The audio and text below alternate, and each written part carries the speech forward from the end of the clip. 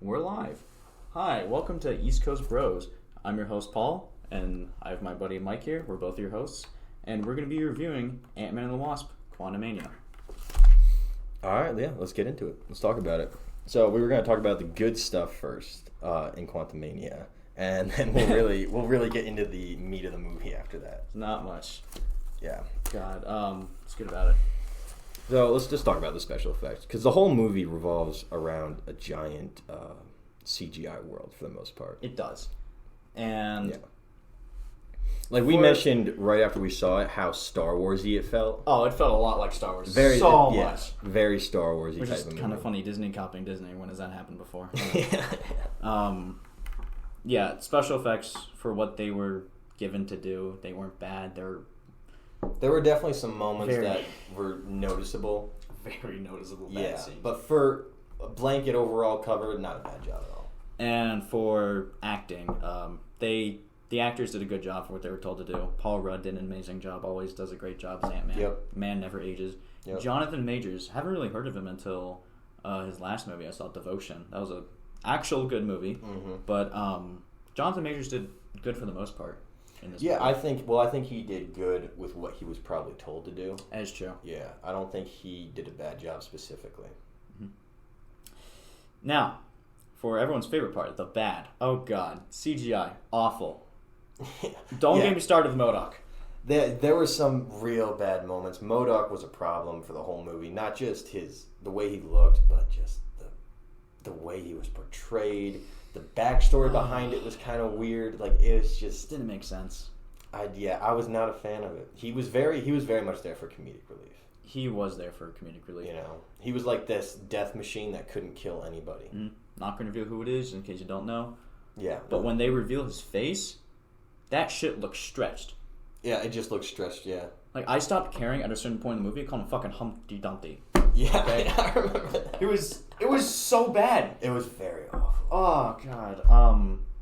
A big problem with it was the ending with it. Yeah.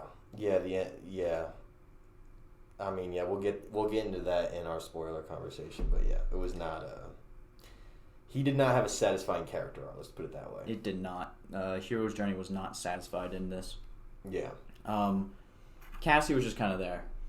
Yeah, she had a bit of importance to get the movie started, but after that, she didn't really do anything. No. She was just kind of there. You know, her character didn't have a whole lot to do. Mm-hmm. A big part were the reshoots in the movie. Yeah, they were noticeable. You could definitely tell. I guess if you haven't been a fan of what Marvel's been doing recently, it's kind of hopeful because I think it shows that they are trying to go in a different direction. Mm-hmm. I agree with that. Yeah, but it still felt choppy and it felt shoved in there, and it wasn't super good. Oh my God. It wasn't super good, and then we were talking about it right before we aired on here.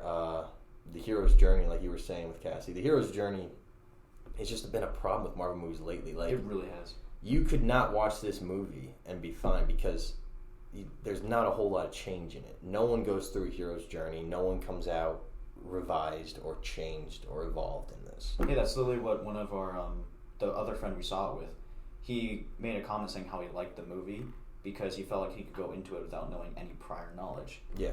Which, is that really a good or a bad thing?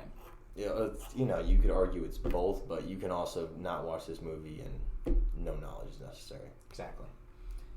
Kang. We'll get more into that in our spoiler review, but my man's, he just felt, how do you put it? I thought he felt very bland. I thought he felt very bland. I know a lot of people have been liking his performance, but it was very monotone, in my opinion. I related it to Anton Chigurh from No Country for Old Men.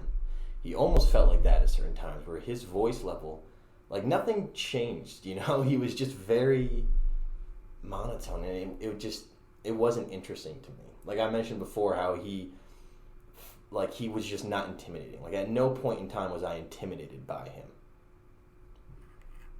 I think we've covered everything for the non-spoiler part. Yeah, for the most part, yeah. All right. I don't know how to end this because it's the first time, but Yeah. I'd say we'll see you in the spoiler review. All right.